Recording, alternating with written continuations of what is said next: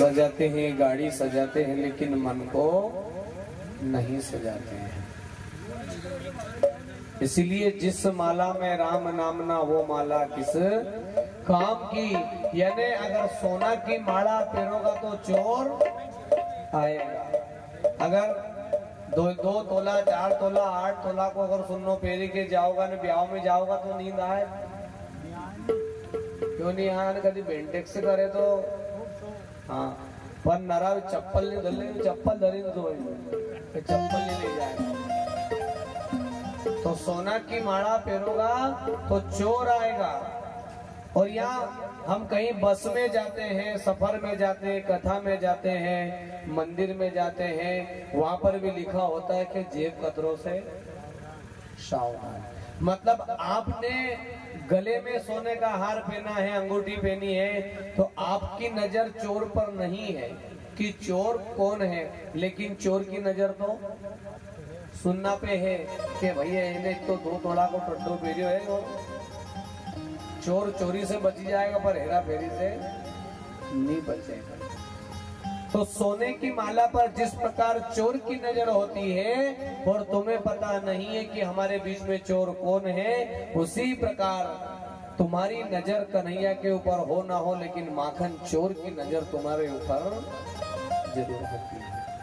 इसलिए सोना की माला पहनोगा तो चोर आएगा, जूता की माला पहनोगा तो शर्म आएगा, फूल की माला पहनोगा तो घमंड आएगा। पर दादा अगर तुलसा की माला पहनोगा तो नंद किशोर आएगा। आगे मत फेरिया करो, पर कम से कम गला में तो पटकी लिया करो। जैसे सुनना का पहनो कि नहीं पहनो, तो 2-3 बार भी नहीं सुनना हो जाए तो 2-3 बार जो घूमे नहीं तो माला फिर ही जाएगा। तो ऐसे कम से कम यार नहीं फेरो तो नहीं फेरो, पर गला में तो पटकी नहीं रखे करो। 24 घंटा में अगर एक बार भी फिर गई नहीं तो जीवन धन्य। राजा परीक्षित को भगवान कथा सुनाते हैं, सृष्टि का वर्णन बताते हैं, और देवहूति प्रसूति और आकृति जो देवहूति होती है, कर्दम ऋषि से उनका विवाह होता है। प्रसूति नाम की जो कन्या होती है दक्ष प्रजापति से ब्याही जाती है, और आकृति जो होती है वो रुचि प्रजापति से ब्याही जाती है। और इन्हीं दक्ष प्रजापति के घर एक कन्या जिसका नाम है सती, जो भगवान शंकर की धर्म पत्नी है। तो सती जब भगवान भोलेनाथ रोज कुंभज ऋषि के आश्रम पर कथा सुनने जाते थे तो अकेले जाते थे, लेकिन एक दिन माँ सती ने कहा कि पति देवता आप अकेले जाते हो मुझे कथा लेकर, क्यों नहीं जाते हो कथा सुनने के लिए? तो भगवान भोलेनाथ ने कहा कि कथा हर किसी के बस की बात नहीं। तन तो लगता है, धन भी लगता है, लेकिन हमारा मन नहीं लगता है। अब जैसे भोलेनाथ और उनकी पत्नी माँ सती नहीं माने के चलो ठीक है चलो मेरे साथ, तो वो जाते हैं अगस्त मुनि के आश्रम पर, जहाँ पर स्वयं अगस्त मुनि उनको कथा सुनाते हैं। और अपने पति देवता के साथ जब जाती है कथा श्रवण करने, तो जैसे ही कुंभज ऋषि के आश्रम पर जाती है और भगवान भोलेनाथ को जैसे ही कुंभज ऋषि प्रणाम करते हैं, लेकिन माँ सती वहीं पर मन में शंका कर लेती है। और शंका ये करती है कि ये क्या कथा सुनाएगा जो मेरे पति को प्रणाम करता है। बस वो एक मन में शंका, पूरा जीवन बर्बाद। जिसने मन को अपना गुलाम बना लिया उस दिन तुम्हें सांवरिया सेठ मिल जाएगा, अन्यथा हम सभी अभी मन के ही गुलाम बन गए। एक बार त्रेता जुग माए, एक बार त्रेता जुग माए, शंभु गए कुंभज ऋषि पाए, शंभु गए कुंभज ऋषि पाए।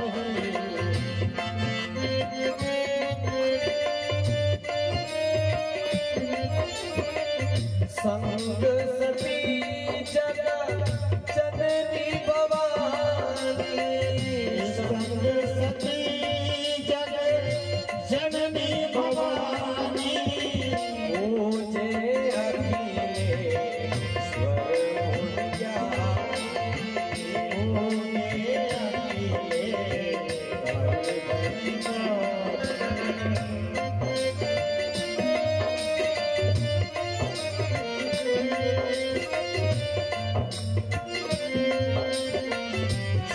हरि कथा सुनी नहीं हरि कथा सुनी नहीं जिन हरि कथा सुनी नहीं गाना जिन हरि कथा सुनी नहीं गाना श्रवण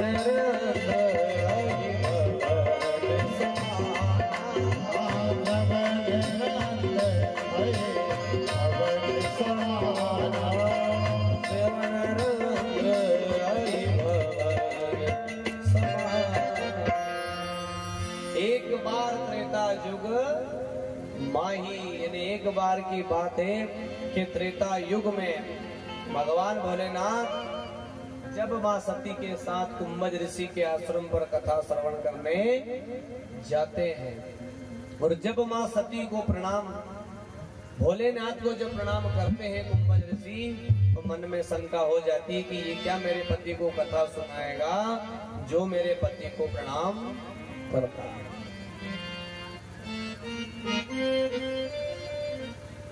पेला का प्रणाम भी बड़ा अच्छा था। पेला प्रणाम करता था तो दो ही पल्ला लेके, या दादा और भी दो ऐसा पक्का अंगूठा का नहीं। पेला का जमाना में लोग मोजा नहीं पहनता था, कहीं नहीं पहनता था मोजा, पैरों नहीं पग में। पेला कोई मोजा नहीं पहनता था पग में। पर आप जमानो तो चलो कि बाया और वहाँ मंदिर, वहाँ कहीं के रसोड़ा में जाए तो वहाँ भी आजकल भी ऊन का भी चलिए, चप्पल चली, चप्पल ऑनलाइन मंगावे। तो पहले के जो लोग होते थे, बड़े बूढ़े बुजुर्ग होते थे, वो पैर में मोजे नहीं पहनते थे, क्योंकि उनके चरणों में ही कितना पुण्य होता था कि कितना भी दुख हो, कितना भी कष्ट हो, अगर उनके चरण स्पर्श कर लेते थे और माथा पे हाथ धर देता था तो जीवन। पर अब वो तो अब जू चालू कर दिया घोड़ा करने, जू आधा तो जू कर ने आधा राम राम करे तो कसा करे, कई तो न्यू राम राम करे, पर कई जैसे उरे नहीं कनगेटियो कहीं क्या होगा हमारा गाँव में, वो कसो देखे ऐसा न्यू प्रणाम करे तो दूसरा जन्म में फिर कनगेटियो बनोगा। फिर यहाँ तक आया, वहां तक भी ठीक। पहला खाली बड़ा बूढ़ा का पगे भी नहीं लगता, और खाली बड़ा बूढ़ा तुम्हारी तरफ हंस देता था कि नहीं तो ही तुम्हारा जीवन सफल तो बाप आयो तो 2020 में कहाँ बीमारी थी वहाँ कोरोना, तो उन्हें मुंडा पे मुफ्त लगा दिया जैसा माल डोर के लगे नहीं। हाँ उन्हीं टेम पे नहीं, याद रखो रोज कह दिया कि यार मत क्या करो कि टेम नहीं है। ये जो तुम्हारा गांव में रोता भरे नहीं गली गली में अलग अलग राम मंदिर का कुत्ता कुत्ती अलग है, नवना लाइनमैन साहब का घर बनी, कहीं 15 वार्ड कहाँ वार्ड हो गए, सबका अलग अलग डिपार्टमेंट मिल दिया भगवान ने। ये पहला मना की था, ढोर डांडा था नहीं गाँव में, उनका टेम ही टेम है। इनने भी यही की थे कि दादा टेम नहीं हमारा, टेम नहीं की चिंता मत करो। हाँ है और यहाँ नहीं करो नहीं तो ज्यादा। देखो सो की सीधी बात है, एक 10 को नोट वो में 15 जगह से टेप लगी। अब ओके तुम कहाँ ले जाओ, पूरावर हाट, गुरुवार का दिन काले हाट है। अब ना 50 का नोट या 10 का नोट के 6 जगह से फाटो, तुम भट्टावाड़ा की दुकान पे जाओगा और 2 किलो भट्टा ले लोगा, बाद 10 को नोट दोगा तो वो नोट चलाएगा कि कहेगा दादा तुम्हारा भट्टाधार ये नोट नहीं चले। फिर तुम तेल वाला की दुकान पे ले जाओगा, वो चलाएगा कहीं, पेट्रोल पंप पे ले जाओ वो चलाएगा कहीं ने, वो नोट तुम ले आओ महाराज की आर्थिक कथा में, कदी की महाराज ने कि नहीं चले, चलेगा तब तो धर। अगर हाथ दिया है नहीं तो अच्छी भगवान का भजन करया करो, दान करया करो, नहीं तो फिर देखना मंदिर में वहाँ जाजो, खाटू श्याम जाजो, अल्लाह वल्लाह के नाम पे दे दे, तेरा भगवान भला करेगा मालिक।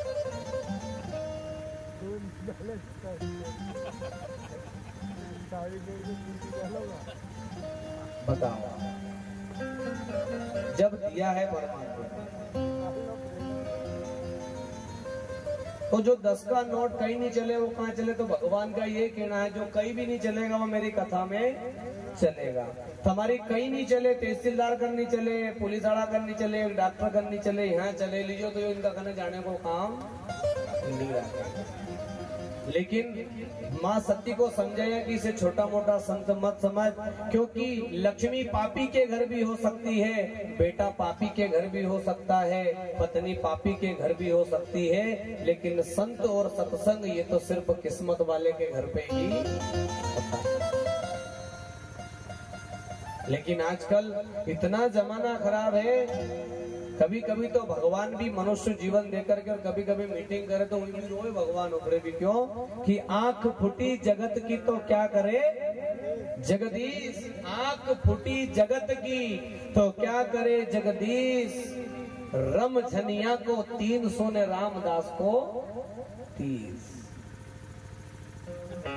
मतलब छोरा को ब्याह रे तो नाचबा वाली करे 25,000 को डीजो करे और नाचबा वाली करे कितना पैसा लेगा 30,000 रुपया लूंगा, 30,000 और 2 घंटा में 30,000 ले जाने। राम जो बिचारो महाराज जिंदन से लगन हेड़े कुंदन से लीके तो मांडा डूंडा गंगो इत्तर पित्तर उकेली बुकेली जितना भी काम रे कहीं नहीं बिचारो कभी दक्षिणा के कही गए हो ना महाराज उनका तो इस काम है तो लालची बड़े नहीं हो ने उन्हें महाराज 6 महीना बाद।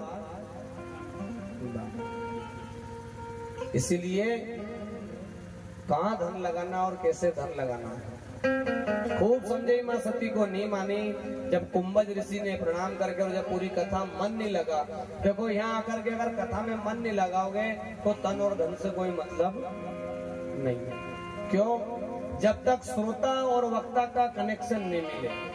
जैसे अपने छोरी देखबा जाओ छोरा से रहे है नहीं, और जब छोरी देखबा जावा तो कहीं करा सब देखा हुआ छोरी और छोरा आजकल तो जमानो खराब, छोरा के भी ले नहीं जावे साथे, और जब लेके जावा तो एक तरफ छोरी का फूफा जी मामा जी, एक तरफ छोरा का फूफा जी मामा जी, दो बैठे रिश्तो हो गई। रिश्तो कदे हो जब छोरा के छोरी पसंद रहे, छोरी है छोरो पसंद। अगर उनके दो ही के एक दूसरा का पसंद है नो का बाद भी फूफा जी टांगड़ो अड़ाए तो ब्याह हो कि नहीं होए? क्यों होए कि छोरा के छोरी पसंद है, छोरी है फिर भले फूफा जी ब्याह में आओ तो आओ, भाजी आओ तो आओ, नहीं तो घनश्याम बस से तुम्हारा घरे जा, क्योंकि उनका दो का कनेक्शन मिल गया, जीवन उनको जीना है।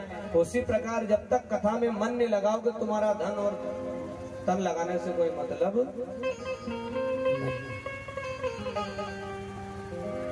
सती ने शंका करी और कथा सुनती तो राम जी के बारे में पता चलता कि आखिर में राम ने यहाँ पर लीला क्योंकि। और जैसे ही कथा श्रवण करके और जब विदा ली मुनि से और भोलेनाथ और माँ सती दोनों जब पुनः अपने कैलाश पर्वत को जाने लगे तो रास्ते में क्या देखा कि भगवान श्री राम अपनी लीला कर रहे थे।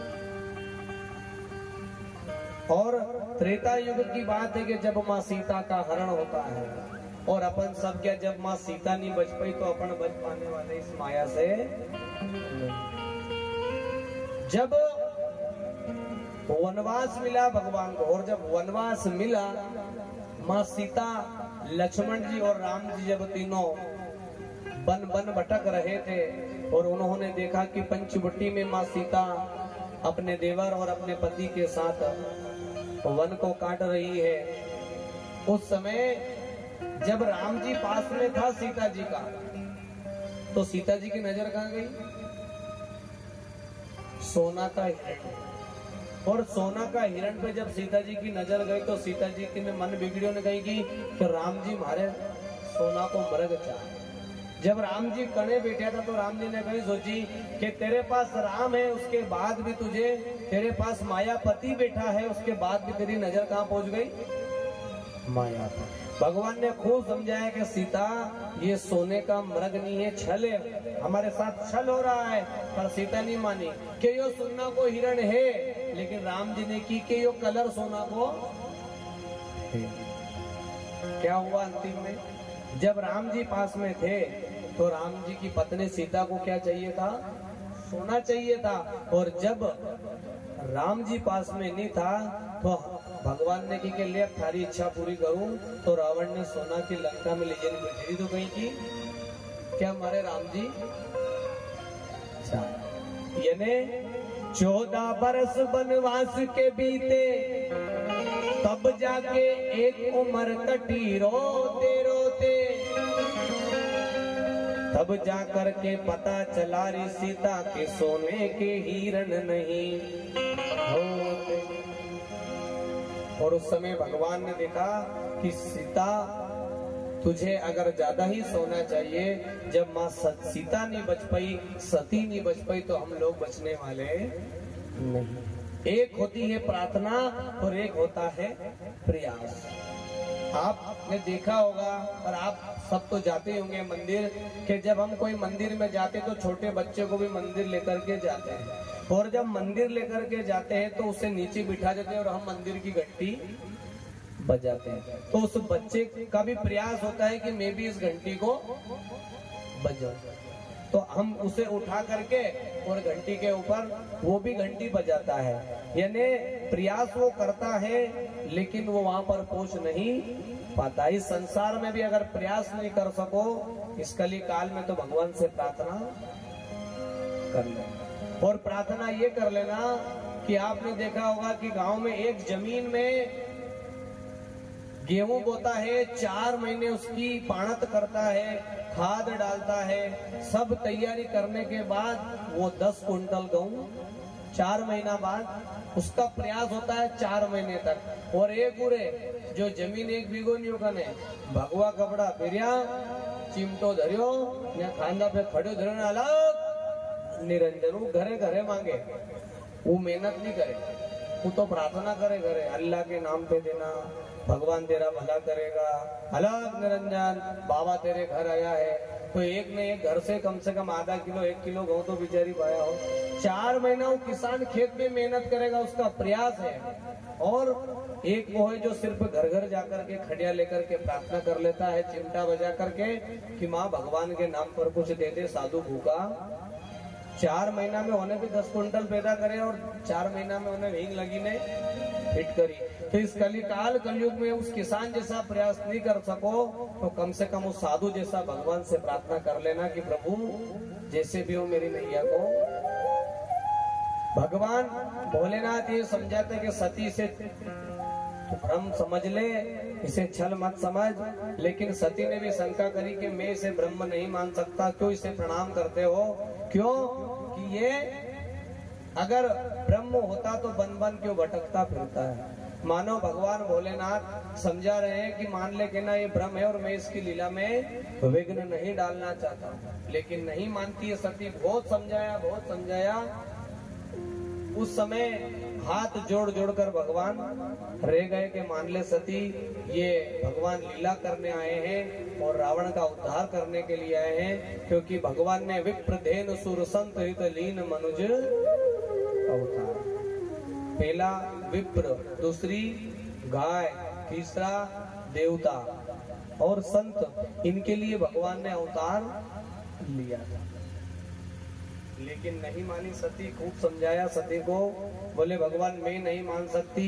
यो भगवान है जो अपनी पत्नी के लिए रोता है, एक खग मृग सुंदर कर वेणी और तुम देखिए सीता मृग। लेकिन खूब समझाया भगवान तो, हे सीते हे सीते हे सीते भटकते भटकते बन बन भटकते। सीता का हरण होता है और भगवान भोलेनाथ समझा कर रहे थे, लेकिन सती जैसे ही कैलाश पर्वत पर आती है, देखो 3 जीत बहुत बुरी है। पहली राजहट, बालहट और तिरिया है। अबे का बच्चा के आप कितना भी भगवान के लिए बिठाओ नहीं बैठेगा जब तक ओके मोबाइल नहीं दो, क्योंकि एक बच्चे के मन के अंदर भी एक बच्चा होता है। और कल के उतर का देखो, ये पिंटू का छोरा के देख लो, कल के उतार के लिए कोई अपन तो और 2-4-80 साल का बाद अपनी फाइल लिपटी जाए, ओका बाद अपनी फाइल 80-90 95 100 तो कोई जाए नहीं। हाल 25 26 30 में तो दौड़ा बढ़ेगा ना, 50 में तो राम नाम सत्य। अच्छा पुणे जो 100 साल जिएगा यहाँ की जगह है नहीं कोई भी असर की है। लोग कहते हैं स्वर्ग और नरक। आज बता दें आपको, देखो ना स्वर्ग नरक। अच्छा के देखो ना, बताओ, देखो ना हेडलाइन में, जदे अपन सोवा, जब हम सोते हैं और बकायदा नींद निकालते हैं। अब एक व्यक्ति वो है जो सपनों देखी रही है और सपना में कहीं लगी रही हो गए कि बिल्कुल शरीर सोने के बाद अपने पता हो रहे कि अपना माथा पंखों पड़ी जाएगा, कि सांप पड़ी जाएगा, कि बिच्छू ही जाएगा, नहीं रे नहीं याद। सोने के बाद नरा के तो यही नहीं याद है कि ना ठंड में दुल्हे की नहीं सो, नरा पेटी भी से नीचे पड़ी जाए, माथा पड़ी।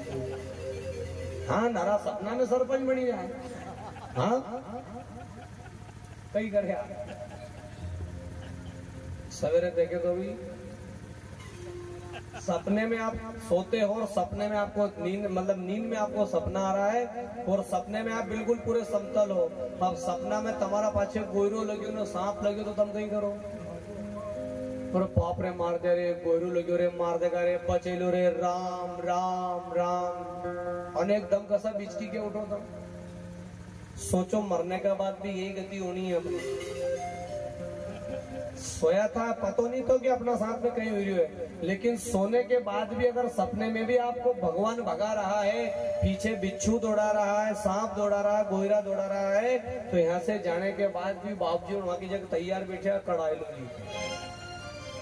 इसीलिए प्रभु तेरा द्वार न छूटे रे, दयालु तेरा द्वार न छूटे रे, छूट जाए संसार मगर तेरा प्यार न छूटे रे, हरि तेरा द्वार न छूटे रे, प्रभु तेरा द्वार न छूटे रे, छूट जाए संसार मगर तेरा द्वार न छूटे रे।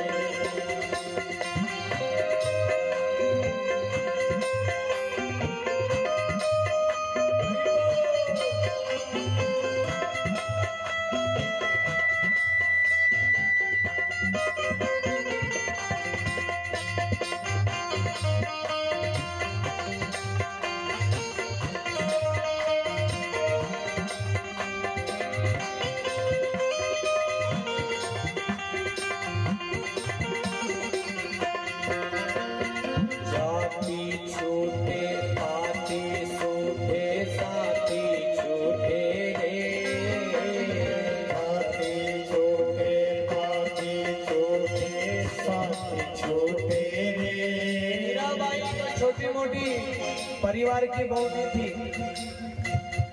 अपन तो तोला 2 तोला 4 तोला को सुनो चांदी फेरा, हाथ में कड़ा फेरा, लेकिन जेका ससुरा का घर चांदी की दीवार थी, लेकिन उसने भी साथी छोटे पाती छोटे जाति छोटे रे, साथी छोटे पाती छोटे साथी छोटे रे, छूट जाए चाहे घर परिवार, छूट जाए चाहे घर परिवार, छूट जाए चाहे घर परिवार, छूट जाए चाहे घर परिवार, तो मत छूटे रे प्रभु तेरा द्वार न छूटे रे, हरि तेरा द्वार न छूटे रे, छूट जाए संसार मगर तेरा द्वार न छूटे रे।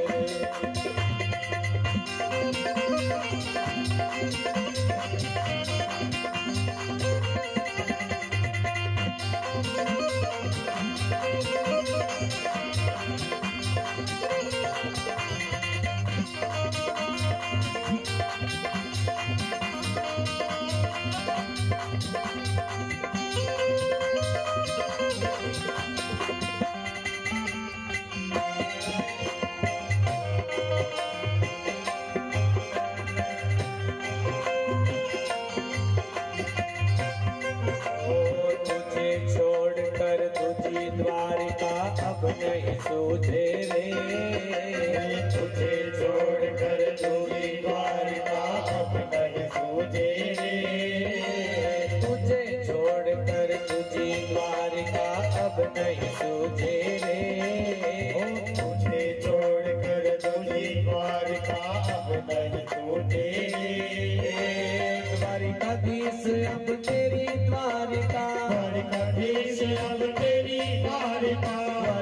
द्वारकाधीश अब तेरी द्वारिका, द्वारिकाधीश अब तेरी द्वारिका, हमसे न छूटे रे प्रभु तेरा द्वार न छूटे रे, प्रभु तेरा द्वार न छूटे रे। छूट जाए संसार मगर तेरा द्वार न छूटे रे,